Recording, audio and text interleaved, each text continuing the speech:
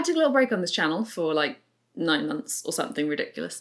And in that time, I've been a little bit, reflecting on the videos that I've made in the past and the sort of things I'd like to be doing now and what I want to express myself creatively on this channel and all that stuff.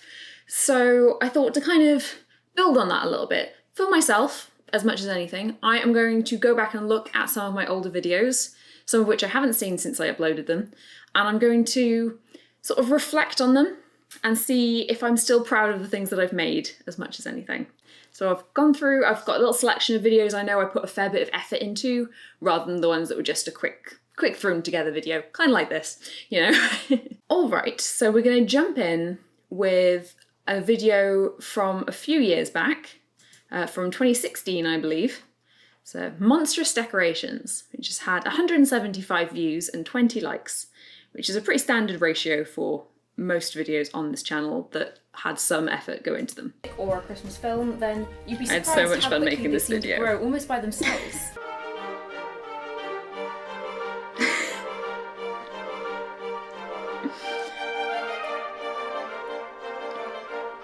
I spent so much time making paper chains for this video.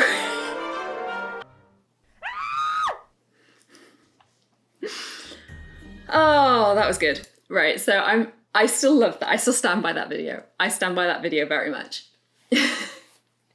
So I had the idea of just what's the stupidest monster movie I could make for a little Christmas video, and I spent weeks just sitting down watching the films and making paper chains to have enough for it to look substantial for that video. That was, great. And then, yeah, my housemate, who I'm still good friends with, who helped me out mostly with operating the camera, but also she did a bit of the puppetry with the chain, and that was her scream as well at the end. It's a good scream. Just warned her, the housemates, just like, we're making a video. Oh, I still love that. I still absolutely love that video. I'm proud of that.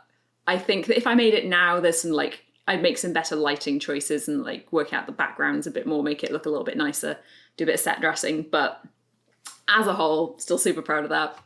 Good job, past me. To move on from that, we're going to go on to Monstrous Decorations, the sequel, Fearsome Foliage. So that was made in 2017. Yes, so I did it a year afterwards. This one has 260 views and 25 likes, so a similar sort of response, but a little bit better. We had a bit of an improvement. So I tried to up the ante with this one, so we'll see if it paid off. Every colour imaginable and shove them all together. That never looks good. And probably the biggest mistake that people make is use... Oh god, okay. I struggled to act in this very much. I'm not an actress, and it was just too funny. I like this shot though. I think that still holds up quite well. Right, so with that one, I don't like it as much, and I think it's because I tried to do too much with that. I'm glad I pushed myself a little bit. There were some practical effects. I had quite a few of my friends helping me out with throwing things at me. It was a lot more of a production, but I think also it kind of shows how inexperienced I was at that sort of thing. There's a few not very good audio edits in that.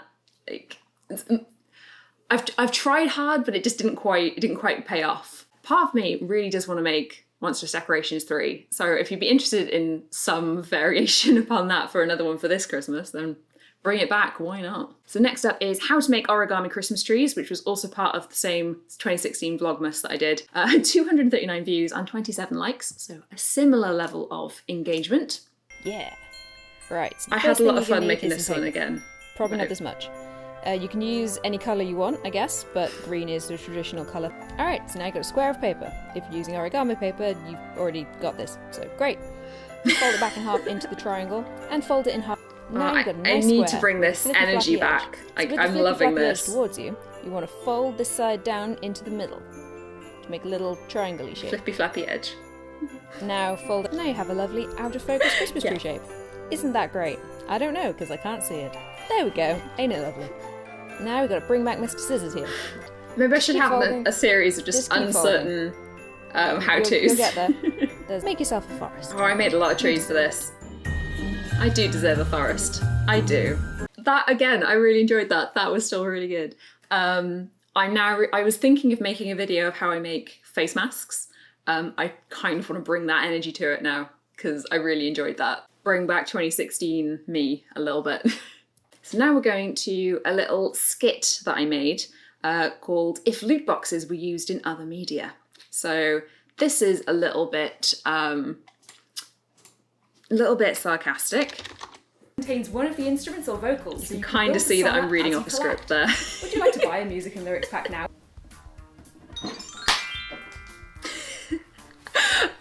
Okay, just gonna pause that a second. My boyfriend Chris was just lying on the floor with the party popper to do that, and I'm just remembering how awkward that was.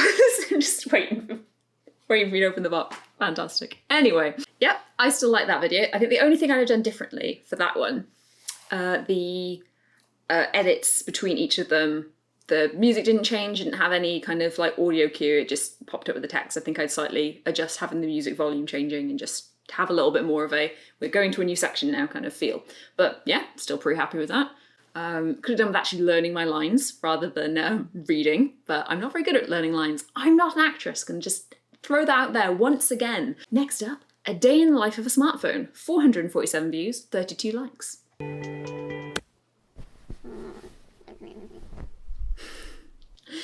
Oh, the little mumbly noises. You can see the cable fell out for a few of those shots and I didn't redo it. Yeah, I'm still happy with that video. I think there's a few aspects that I could have improved on. It needed a little bit more time, I think, but I didn't really have the time to work on it. Stop motion is very, very labour intensive. I think I could have done with another scene showing another aspect of the smartphone's day. And I think the opening bit, I needed a bit longer of the phone sleeping before the alarm goes off. And I'm not sure the music I used works that well as an alarm, but I do believe the piece of music was part of the prompt for that Film Prompt Society month to implement that music in some way. So I think that's why I used that. But yeah, I could have done with reshooting the bit where the cable fell out. I think that was just lazy. But no, I like the puppet. I think it worked quite well. So next up, we're going to do another stop motions. This is the most recent one that I did, though it's still from like, I can't remember if it was the end of 2018 or the start of 2019, but it's the most recent one I did. I'm working on another one at the moment. But so this is Gingerbread House. A bit louder than my previous videos have been. Oh, the state of my oven. Oh.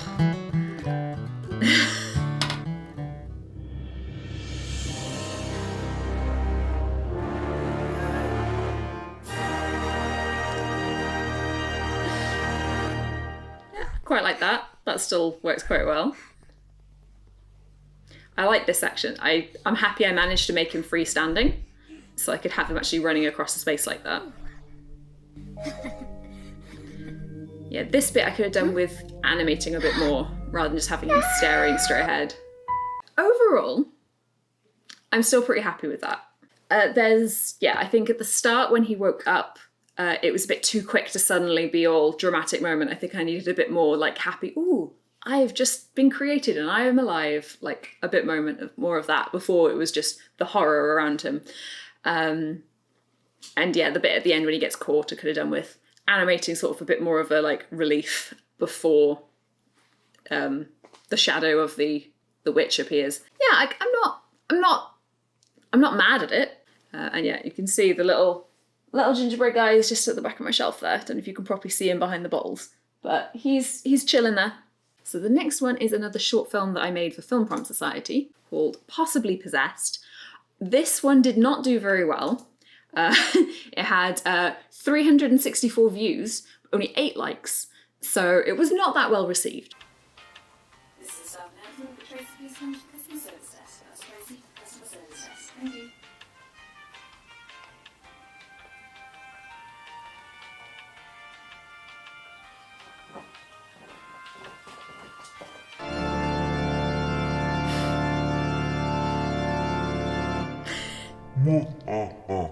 It's so stupid. It is so stupid. I love their very minimal effort to try and make my living room look like a shop. I like just the minimal effort level, I think, adds to the humour for me. So yeah, it's the sort of thing that, like, I love this sort of stuff. It's kind of terrible, it's very low budget, but it makes me laugh. So yeah, I need to do more stuff like this. That was very quickly thrown together. That was just wouldn't this be stupid? And then I did it. I need to just do more spontaneous, silly videos like that. Yeah, it's the silliness I need to bring back. I've been way too serious lately. All my videos have either been just like a normal sort of chat sort of thing, or I'm trying to make something that'll do well on YouTube, and I'm just like, just make some silly stuff that you're enjoying. Just bring back the mad energy. So next up, we have got Burnout, which was the first Film Prompt Society film that I made.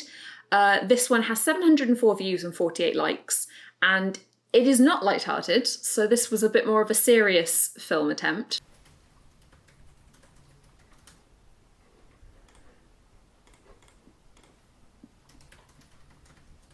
So yeah, don't wait up. Emma was talking about trying this new place, so we might end up being out quite late.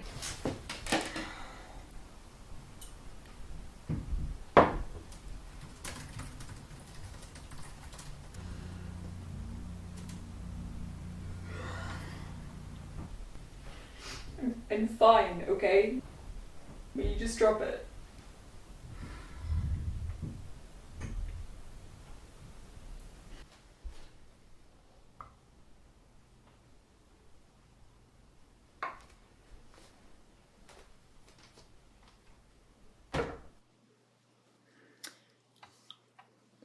Right, yeah, sorry for not saying anything during that. I was just, yeah.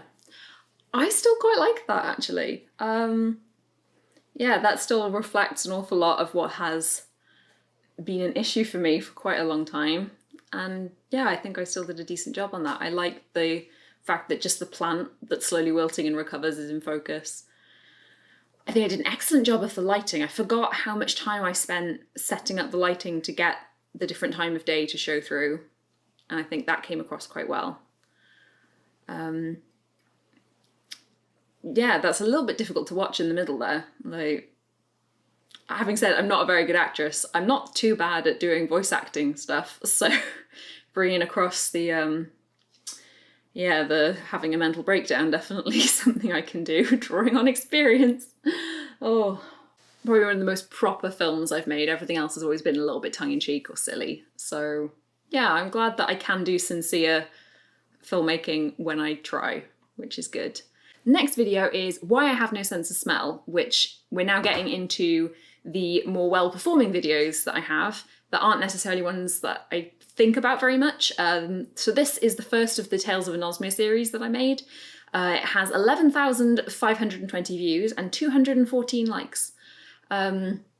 It's not something I've gone back and rewatched, I don't think, since I uploaded it in like 2016, 2015, whenever it was. So anosmia. I'm joolzzenda. Already the music is too loud. What does that mean? This feels like a motivational speech. Anosmia is one of those things that is surprisingly, I feel like anosmia is only ever presented in the media when it is presented in the media as a very negative thing. Anosmia is only newsworthy when someone has developed depression because of it. So my thoughts on that video. Yeah, the music's a bit loud. Weirdly presented, feels a little bit like a motivational speech trying to convert you to something, which is a bit weird. But yeah, like, I agree with the sentiment that I don't get down about the fact that I have no sense of smell. It's not a problem to me. It's just a part of my life. Like, I just don't have a sense of smell and it's fine. But I haven't really made many anosmia videos lately. And the main reason for that is just I'm sick of the comments. I am sick of people saying to me that I should be depressed, that they're depressed, that everything is awful. How can you possibly not be depressed with having anosmia? And it's just reached a point where I'm done with it. I am just like, I've tried to spread some positivity about it. I've tried to bring awareness to some of the sides that are not pleasant about being anosmic, just as, hey, by the way, this isn't a totally trivial thing. There is a reason why some people are very depressed and upset about it. And now, of course, with it being a symptom of COVID, there's also more people coming across these videos for that reason. And I just don't want to be constantly seeing stuff that's bringing me down in the comments, basically. That's not why I'm here. So I might well make some more anosmia videos, but I don't have any desperation to, because it just attracts the sort of comments that stress me out. So, which is a shame, but it's the way it is. So I'm going to look at the most watched video on my YouTube channel. The one that I am, in fact, still pretty proud of how I did it. I haven't rewatched it in a while, but it is How to Ruin Your Mental Health as a PhD Student.